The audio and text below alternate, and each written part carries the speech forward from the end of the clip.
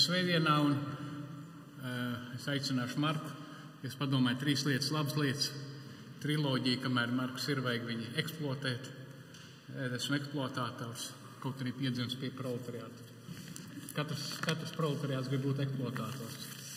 Ja? Katrs proletariāts grib būt eksploatātors. Nu, ko, Mark? You're welcome and yes. We are listening to you. Yes.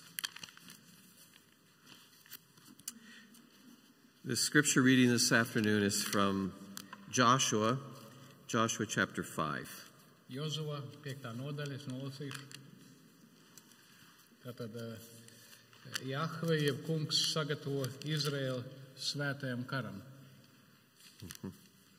Kad visi amoriešu ķēniņi, kas viņi pus Jardāns uz rietumiem, un visi kanāniešu ķēniņi, kas pie jūras izdzirdēja, ka Jahve, kungs Izraēla dēla priekšā apstādinājis Jordānas ūdeņus, līdz tie bija pārgājuši pār, tad visu viņu sirds pamira Izraēla dēla priekšā, un tiem vairs nebija dušas.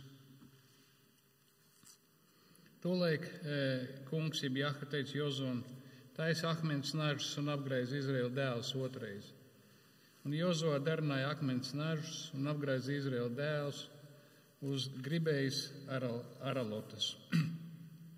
Iemesls, kādēļ Jozua apgraizīja ļaudis, visus vīrus, kas bija izgājuši no Eģiptes, visi karavīri bija miruši ceļā uz tuksnesi, visi, kas bija izgājuši no Eģiptes, jo visi ļaudis, kas izgāja, bija apgraizīti, taču tie, kas dzima tuksnesī, ceļā pēc iziešanas no Eģiptes nebija apgraizīti. Un 40 gadus Izraēla dēls staigāja pa tuksnesi, kamēr visi ļaudis, karavīri, kas bija izgājuši no Eģiptes, bija pa galām. Tādēļ, ka tie nebija klausījuši Jahves balsī, un Jahve bija zvērējis, ka neļaus viņiem ieraudzīt zemi, ko Jahve viņu tēviem zvērējis dot, zemi, kur plūst piens un medus.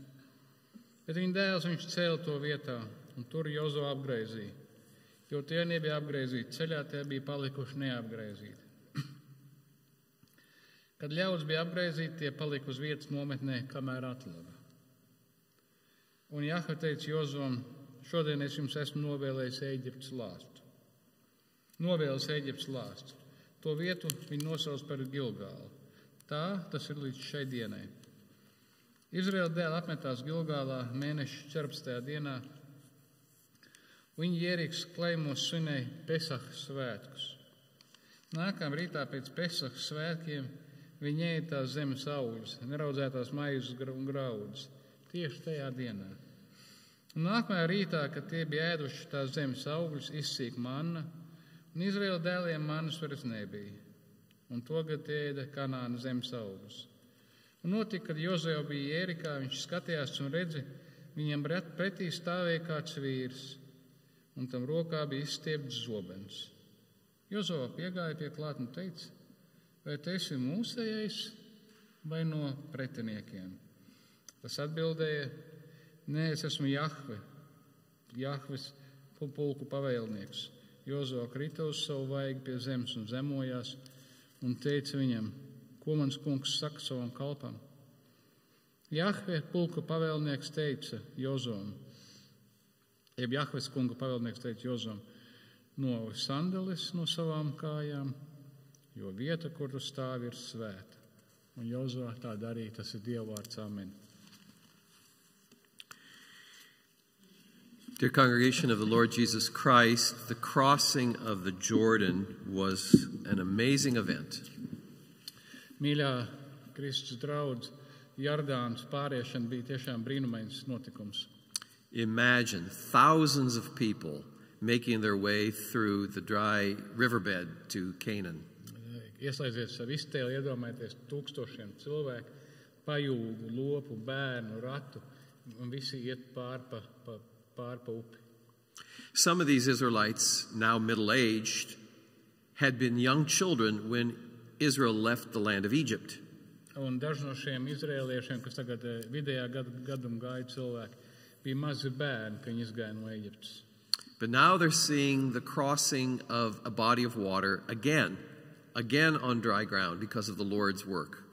Un tagad vēsture atkārtojas, viņi vēlreiz iet pāri ūdens tilpnei, iet pāri lielai upei un iziet cauri, kā saka, sausām kājām pa gultni. One wonders, when they were crossing, did some of them see the water and get a little bit afraid and therefore pick up the pace?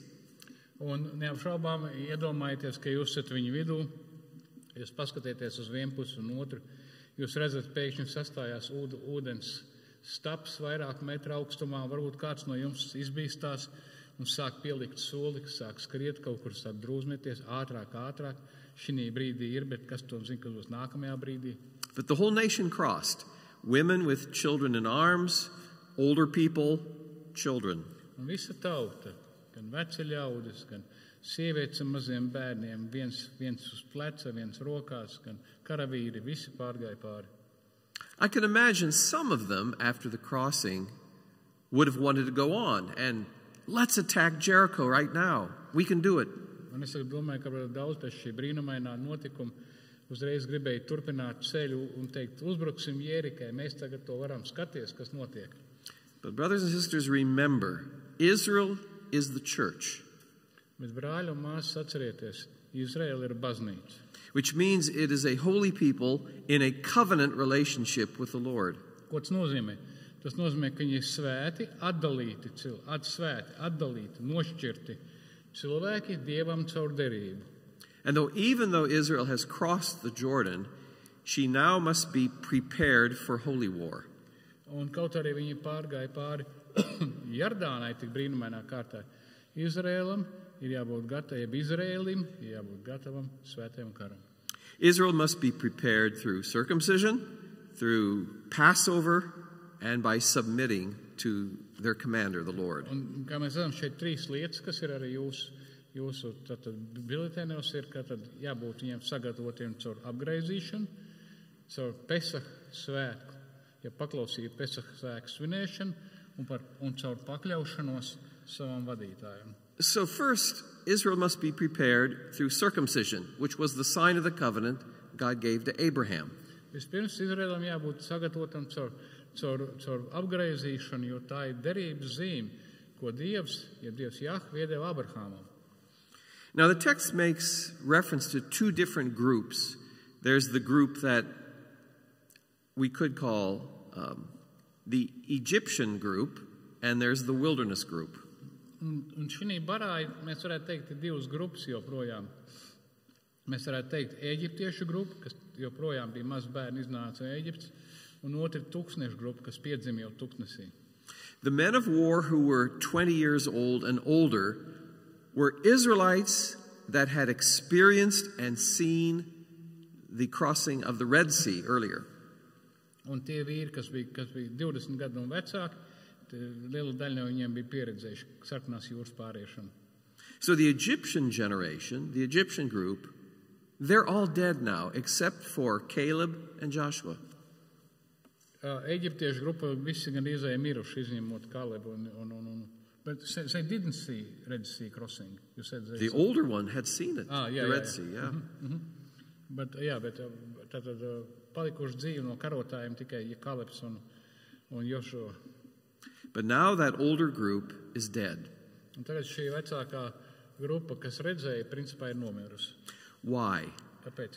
Because they did not believe the Lord. Kāpēc šie vecākā grupa, šie vecākie karavīri un šie cilvēki, kas ņaudēja, teica, ka mēs nomirsim tūkstnesī, kāpēc viņi miruši? Teica, ka viņi neuzticējās Dievam Jahvem, derības Dievam. Proving once again that believing is not seeing, and seeing is not believing. Tas, ko viņi pierādīja, ka skatīšana nav ticēšana un ticēšana nav skatīšana. Jo citiem var sakāt, tas nav obligāti likumsakarīgi.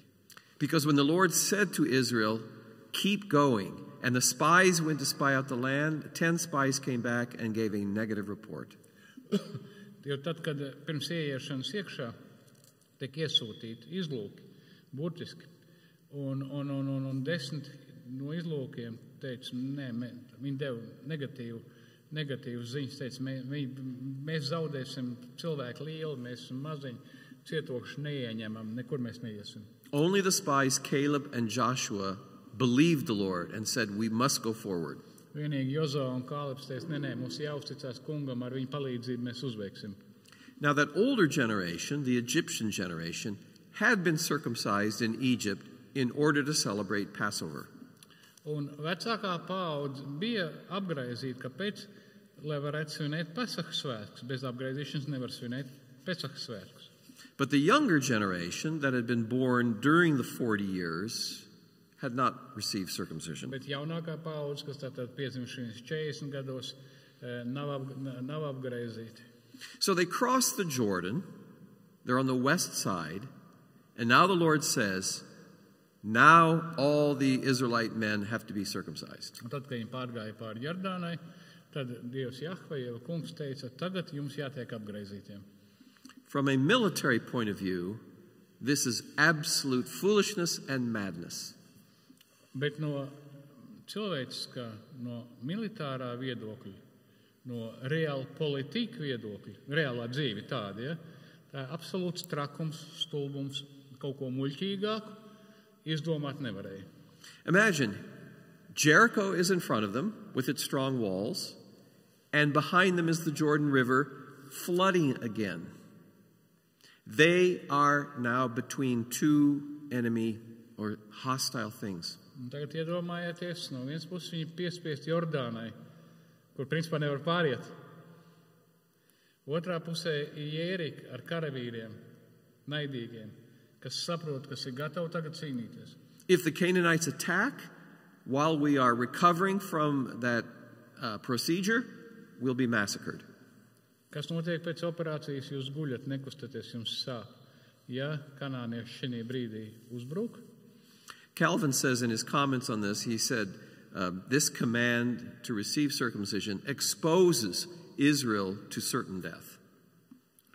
Un kā Žans Kalvēns savā komentārā saka, šī pavēle apgraizīties, viņus vienkārši atver, paver, padara pilnīgai neaizsargāts pret uz noteikti nāvi. So you see the dilemma. I can imagine some Israelites saying, Lord, are you kidding? Un iedomājieties, jūs esat normāls cilvēks, normāls, domājošs. Jūs saprotat, kas ir aizmugurē, nekas foršs priekšā, un tagad kungs saka, apgraizies. Un tu saka, tu tā kā Mūzes, tu esi pārliecināts, ka viņš tā kā viss kārtībā, jūs pārbaudījāt sakars, Starlink strādā? Did I say all that? It's okay, no. Okay. I helped. To use military sense. Okay. In other words, to obey this command would be an act of faith. Citiem vārdiem sakot, paklausīt šai pavēlei ir ticības akts. Is anything impossible for the Lord? Vai kaut kas ir neiespējams Dievam, jautājums ir. The same Lord who caused the miracle that allowed them to cross the Jordan is the same God who can perform a miracle and defend his people from attacks. Un šeit ir šis, kas jāsaprot, ka Dievs ir nemainīgs. Tas pats Dievs, kas deva iespēju pārēt Jordānai tūkstošiem cilvēku ar bērniem, iedomājieties. Tas pats Dievs arī pasargās viņus no ienaidnieku uzbrukumiem, kamēr viņi atlaps no šīs apgraizīšanas operācijas. You see, our God doesn't ask merely for obedience. He's asking for faith. Dievs ne tikai prasa mums paklausīt, viņš prasa mums uzticēties viņam. This is why receiving the sign of the covenant that God made with Abraham, receiving the sign of the covenant, is more important than perfect military readiness. Un tieši tāpēc šī brīdī jāsaprot, ka derības saņemšana no Dieva priekš uzvaras viņiem ir svarīgāk nekā militārā sagatavotība, trenētība un aprīkojums. Maybe some Israelites were thinking, okay, the sign of the covenant is important, but why not later? Let's defeat our enemies and then take care of that sign. Daži izrēlieši domā loģiski, jūs esat loģisks cilvēks, paklausiet, viss kārtībā. Mēs jau neatsakamies. Sakausim ienaidnieku, tad mēs varam graizīt, ko gribam. Why can't we wait? Kāpēc mēs nevaram bišķi pagaidīt? No, but God wants to impress upon his church the covenant that marks them. Bet Dievs grib tieši tagad piespiest baznīcu pieņemt zīmi, kas viņus nošķir, kas viņus atzīmē. In the old covenant, circumcision was the mark of the covenant. Tad vecajā derībā apgriezīšana bija derības zīme. This is why before they move against the enemies, they must receive in a very strong way an understanding that they were a covenant people. Tieši tāpēc pirms došanās šajā cīņā pret ienaidniekiem, kas ir daudz stiprāk, pret mūriem, kas ir neieņemami, viņiem bija jāsaņem šī zīme, lai viņi saprastu, ka viņi ir Dieva ļaudis. Israel is not different than the other nations. By nature, she is different by God's grace. Un Izraels jau pēc dabas nav atšķirīgs no citām nācijām, tikpat kašķīgs, nelietīgs kā pārējās, bet ar Dievu žēlastību viņi ir atšķirās. In making a move against any Canaanite city or army, they must remember and believe that they belong to God first. Un dodoties apsolītajā zemē cīņā, cīnoties pret visām šīm neieņemamiem cietokšņiem, viņiem jāatcerās, ka viņi ir Dieva ļaudis, Dieva tauta no Dieva žēlastības. But brothers and sisters, again and again in the history of Israel, in the history of the church, we will forget who we are. Bet atkal un atkal, kā tas notiek, nekas, kā saka, vēsturē nav jauns, Izraels un arī baznīca aizmirst, kas mēs esam. Israel would go through the motions of circumcision, but she would forget its importance. Izraels laika gaitā ietu cauri apgriezīšanu kā cauri rituālu ārēji, bet viņi aizmirst, ko šis rituāls parāda, ko šī zīme parāda un kas viņi ir. It's like one lady said to me many years ago, baptism, that doesn't mean anything. Kā kāda sieviete man teica, kristība, tas nenozīmē neko. When God speaks through a sacrament, he's actually saying something to us. Tad, kad Dievs runā caur sakramentu, viņš kaut ko īpašu saka mums. And if you say, oh, that doesn't mean anything, what are you saying about the Word of God? Un tad, kad jūs sakāt, nu jā, tas varbūt nav tik svarīgi, patiesībā tas ir tas, ko jūs sakāt par Dievu vārdu. How often we, even in our day and age, forget who we are. Un cik bieži arī šodien, šīs dienas laikmetā mēs aizmirstam, kas tad īsti mēs esam. And the devil comes again and again and again, dressed as an angel of light, very attractive. Un Sātans nāk atkal un atkal apģērbies kā tērpies kā gaismas eņģelis, ir ļoti pievilcīgs, aizraujošs, ļoti mānīgs. Try these worldviews, try these lifestyles, see how much fun they are. Un pamēģini šos pasaules skatīt, pamēģini šo dzīves stilu, dzīvesveidu, paskaties patiesībā, cik feini tas ir. Those things that God says, even in sacraments, don't mean anything, says the devil. Un Sātans saka tas, ko Dievs saka par sakramentiem, par žēlstības līdzekļiem, patiesībā neko nenozīmē. It's interesting in verse 8, at the end it says that they remained in the camp until they were healed.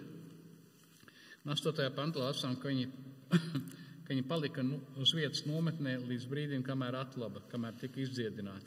Now, the Hebrew language has words for healing. Un ebreju valodā ir vārds priekš dziedināšanas.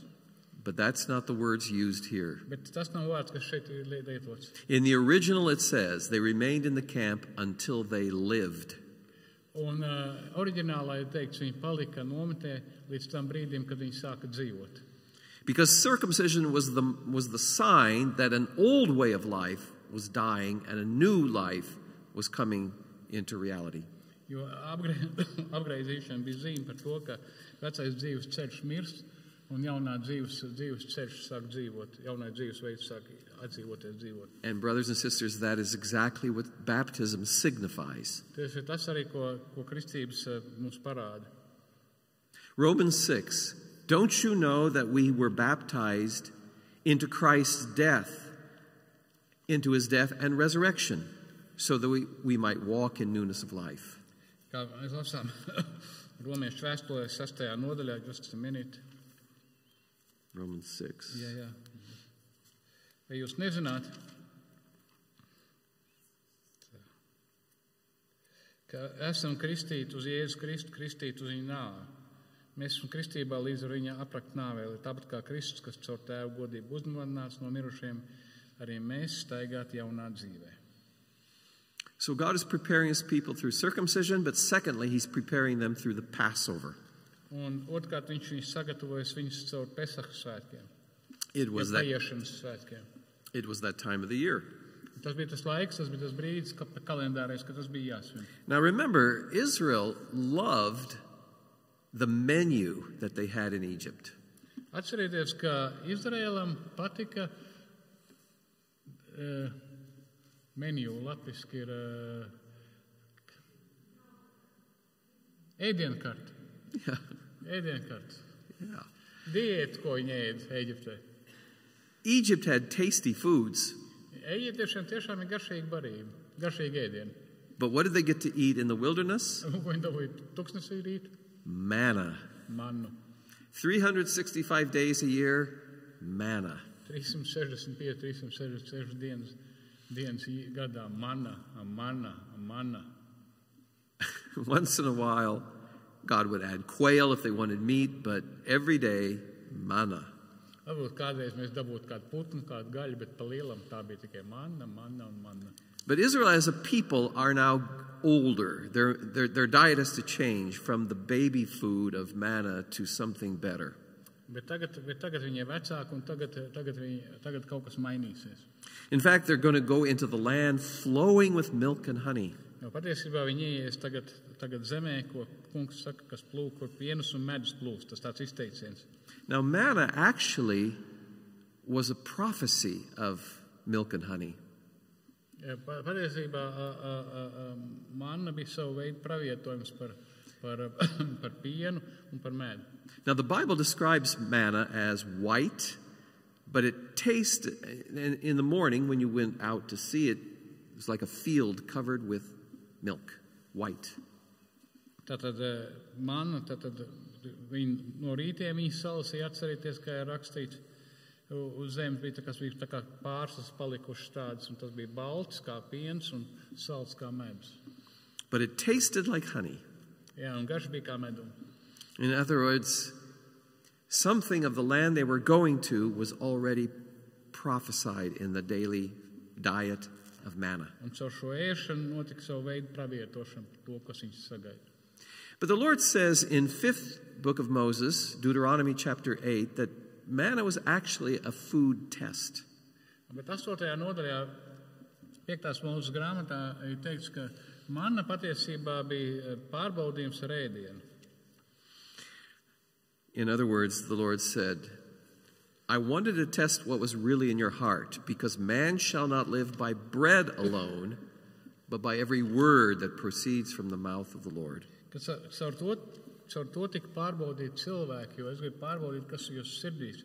Jo cilvēks nedzīvo no maizes vien, bet no katra vārda, kas nāk no Dieva mutes. The Israelites were sustained by this manna, but it never satisfied them. Un šeit ir tas, kad izraēlieši tika uzturēti, viņi izdzīvoja šīs mannas pamatu, bet viņi nekad nebija apmierināti. Israelites did not die of starvation in the wilderness. If they died, it was because of disobedience. Un izraēlieši nemira tuksnesī, tāpēc, ka viņi bija badā, ja arī nāve pienāca tikai tāpēc, ka viņi bija nepaklausīgi. What's interesting is that in every celebration of the Passover today, Israelite families, and especially the children, hear the gospel. Interesanti, kad arī šodien izraēlieši, kad svin jūdi, kad svin Pesahas svētkus, viņi dzird evaņģēliju. In other words, what did Yahweh ever do for you? Tas jautājums ir, ko tad Jahve darīs jums? Let me tell you, when we were slaves in Egypt, he brought us out by a strong hand and a mighty arm. Kad zēns jaunākais jautā, viņam jājautā tanī rituālā, kas šis, ko mēs te darām, Tad teicis atbild, ka Dievs Jahve mūs ar stipru roku izved laukā no Eģiptes. And that's why when Israel enters this promised land, the manna stops. Now they will eat from the good fruits of the land. Un tad, kad viņi iet apsolītajā zemē, manas vairs nav, viņi tagad ēdīs no augļiem, kas ir šajā apsolītajā zemē.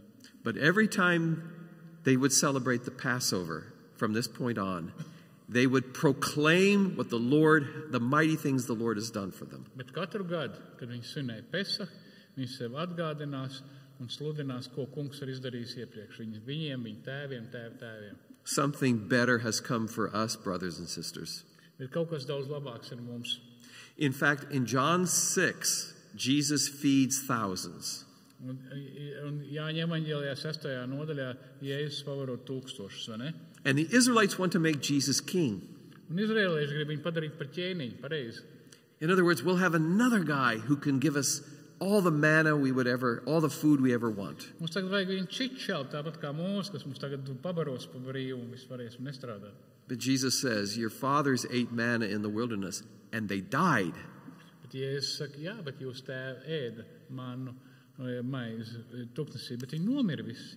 But something far better has come. I am the bread of life that has come down from heaven. Bet Jēzus saka, kaut kas labāks ir. Es esmu maize, kas nāk no debesīm. You must eat my flesh, you must drink my blood. Jums jāēd mana miesa, jums jādzer manas asins. I am the reality behind the bread and wine. I am the reality. Jo es esmu šī realitāte, garīgā realitāte, aiz maizes un vīnus, ko maize un vīns norāda. In other words, you must not look for an endless supply of physical bread. You must look to me and believe in me and trust me. Citiem vārdiem, jums nevis jāskatās atkal un atkal uz šo maizi un vīnu, bet jāskatās uz mani, uz Kristu Jēzu un jāuzticās. So Israel is prepared for holy war through circumcision and Passover, but now she's prepared through submitting to the commander. Tātad Izraels tiek sagatavots svētajam karam, caur ko? Caur apgreizīšanu, paklausības zīmi, viņi nodalīt, nošķirt kā Dievs, uzticēšanās, viņi ēd Pesach svētkus, viņi atcerās, ko Dievs ir izdarījis, viņi sagatavot, bet tagad viņi tiek sagatavot arī caur paklausību savam vadītājiem. So in verses 13 through 15, Joshua goes out to spy over Jericho. Un 13. 15. nodaļā militārajā sauc to rekognišķirovka, kad iet laukā virsnieki un izlūko un skatās, kas tur notiek. He meets a man who is a mysterious stranger. Un Josua satiek ļoti jocīgu svešinieku. And this man has a sword already drawn. He's ready for action. Un šim vīram ir zobens ārā no maksas. Viņš ir gatavs jau darbībai. And Joshua asks him the obvious question, are you for us or for our enemies? Un Josua viņam jautā ļoti svarīgi jautājumu. Tu esi ko par mums vai par ienaidniekiem? That are the choices, us or the other people. Citu iespēju nav. Mēs vai viņi? And in the original, this man says, no. Oriģinālā tur ir teikts, nē. I don't accept those two choices. Jo oriģinālā pati tā ideja tāda, es nepieņemu tās divas iespējas. He says, I have come not to take sides, but to take charge. Jo atbildi sekojoši, es neesmu atnācis, lai pieņemtu tavu pusi vai citu pusi, esmu atnācis, lai vadītu. I have come as the commander of the armies of Yahweh. Esmu atnācis kā Jahves karaspēka komandieris. Now Joshua realizes this is no ordinary fellow. Un šī brīdī Jožam pielec, ka šis nav parasts čels.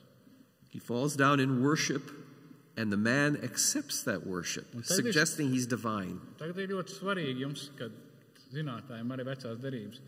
Viņš nokrīt un pielūdz, un šis vīrs nevis atgrūž viņu, jo tikai Dievu var pielūgt, bet viņš pieņem no Jozua pielūgšanu. Brothers and sisters, Jesus comes here every Sunday as the commander of his church.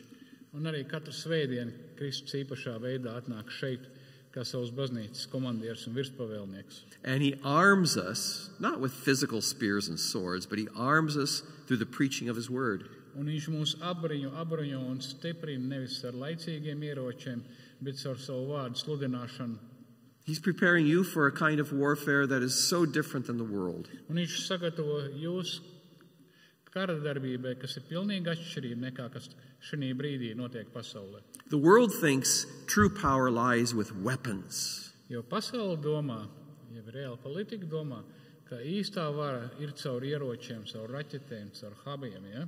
But we must believe that it's through the power of His Holy Spirit and the power of His Word that the kingdom of God comes. Bet mums jātic, mums jāuzticās, ka caur svētā gara spēku, caur svētā gara, caur Dievu vārdu spēku, Dieva ķēniņa valsts nāk. Jesus is the only head of the church. Un Jēzus ir vienīgais baznīcas galva. Nav citas galvas baznīcai. He has laid out for us how we should live as His followers, as His soldiers. Un viņš ir mums parādījis, kā viņa sekotājiem, kā viņa karavīriem ir jādzīvo. In fact, in Hebrews 10, it says He is waiting for His enemies to become the footstool of His feet. Un interesanti, ka 10. nodaļā Ebreju vēstulē tur teikts, ka viņš gaida, šī brīdī viņš gaida, kamēr visi viņa ienaidnieki tiks padarīti viņam par kāju pameslu, tiks pabāzti zem viņa kājām. Let me ask each one of you, what does your baptism mean to you? Un tagad gribētu pajautāt katram no jums, ko katram nozīmē jums jūsu kristības. Because in baptism, God put His name, Father, Son, and Holy Spirit, on you.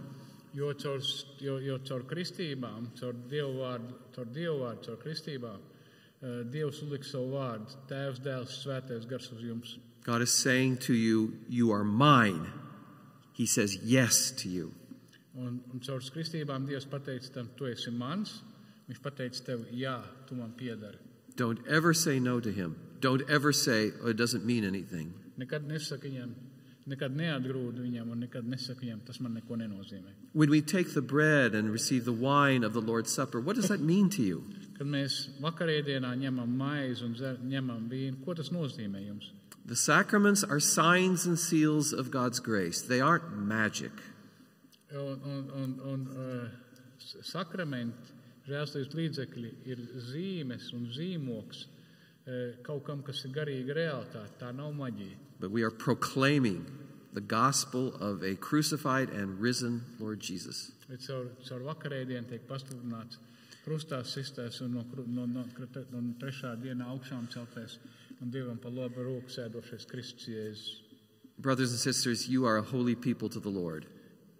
Brāļi un māsas, jūs esat svētie, jūs esat atdalīti, jūs esat nošķirti īpašā tauta Dievam. Don't ever forget that. Nekad to neaizmirstiet. And carry that remembrance and that good news into the week. Lai tas stāv jūs piemiņā, lai tas stāv jūs atmiņā arī šodien nedēļu, caur ikdienas darba dienām. Because we're still fighting a holy war, but not with spears and swords. Jo mēs joprojām, brāļi un māsas, cīnāmies šo svēto karu, protams, ne jau ar raķetēm un ne jau ar zobeniem. Every Lord's Day, Jesus comes to equip you with His Word and Spirit. Un katru svētdienu, katru kunga dienu, Jēzus nāk, lai apbruņotu jūs caur savu garu zobenu svēto vārdu. Amen. Amen. Let us pray. Lūksim. Gracious God, thank you for the good news. Žēlstības Dievs, paldies par labo vēsti. Forgive us for our laziness and indifference. Piedod mums mūsu slinkumu, mūsu vienaldzību.